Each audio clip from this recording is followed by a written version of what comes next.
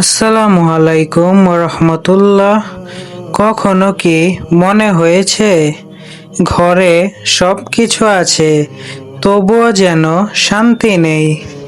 টাকা আসে কিন্তু টেকে না, পরিবারে অশান্তি বাড়ছে, মনে সুখ নেই। আজকাল অনেক মানুষ একটা জিনিস হারিয়ে ফেলেছে, আর সেটা হলো বরকত। বরকত মানে শুধু বেশি টাকা না, বরকত মানে কম জিনিসেও শান্তি থাকা, মনে সুখ থাকা, পরিবারে ভালোবাসা থাকা। আজকের ভিডিওতে জানবো ঘরে বরকত আনার 3টি সহজ সুন্নাহ, যেগুলো রাসূল সাল্লাল্লাহু আলাইহি ওয়াসাল্লাম আমাদের শিখিয়েছেন। ভিডিওটা শেষ পর্যন্ত দেখবেন, কারণ এই ছোট ছোট আমল আপনার ঘরের পরিবেশ বদলে দিতে পারে। 1 নাম্বার সুন্নাহ, ঘরে সালাম দিয়ে প্রবেশ করা।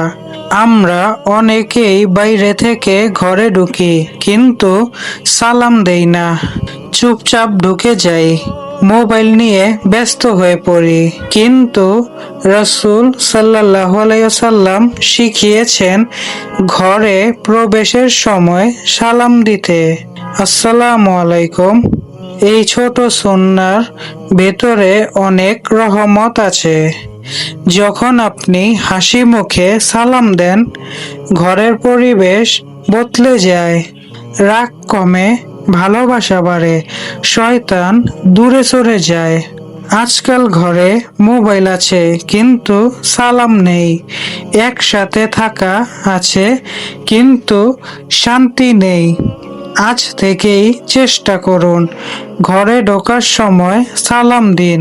বিশ্বাস করুন, এই ছোট্ট অভ্যাস ঘরে বরকত নিয়ে আসে। 2 নাম্বার সুন্নাহ, খাবার শুরুতে বিসমিল্লাহ বলা। আমরা প্রতিদিন খাবার খাই, কিন্তু কয়জন বিসমিল্লাহ বলে শুরু করি? রাসূল সাল্লাল্লাহু আলাইহি ওয়াসাল্লাম বলেছেন, যে খাবারের শুরুতে আল্লাহর নাম নেওয়া হয় না, সেই খাবারে শয়তান অংশ নেয়। একবার চিন্তা করুন, আমরা নিজেরাই কত বরকত নষ্ট করছি। বিসমিল্লাহ মাত্র একটা শব্দ, কিন্তু এর মধ্যে আছে রহমত ও বরকত। অনেক মানুষ বলে, ইনকাম করি কিন্তু টাকা থাকে না। বরকত না থাকলে এমনটাই হয়। কম টাকায় শান্তিতে থাকা, এটাই আসল বরকত। আজ থেকে খাবার শুরু করার আগে নিজে বিসমিল্লাহ বলুন এবং পরিবারকেও মনে করিয়ে দিন। 3 নাম্বার সুন্নাহ, ঘরে কোরআনের তেলাওয়াত চালু রাখা।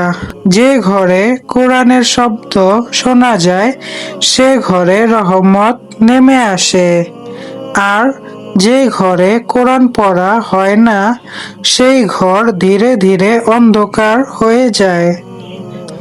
আজকে আমরা গান শুনি, রিল দেখি, ভিডিও দেখি, কিন্তু কোরআনের জন্য সময় বের করি না। প্রতিদিন অন্তত 10 মিনিট, সকাল অথবা রাতে কোরআন তেলাওয়াত চালু রাখুন। নিজেও শুনুন, পরিবারকেও শোনান। দেখবেন মন শান্ত হয়ে যাচ্ছে, রাগ কমে যাচ্ছে, ঘরের পরিবেশ বদলে যাচ্ছে। কারণ কোরআন শুধু পড়ার জন্য না, এটা হৃদয়ের শান্তি। প্রিয় ভাই ও বোনেরা, বরকত শুধু টাকা দিয়ে মাপা যায় না। বরকত হলো শান্তি, সুখ, ভালোবাসা, আল্লাহর রহমত। আজ থেকেই এই 3টি সুন্নাহ জীবনে আনার চেষ্টা করুন। ছোট ছোট আমলই একদিন বড় পরিবর্তন আনে। ভিডিও ভালো লাগলে লাইক দিন আর কমেন্টে লিখুন, আল্লাহ আমাদের ঘরে বরকত দান করুন। আমিন। আসসালামু আলাইকুম রহমতুল্লাহ।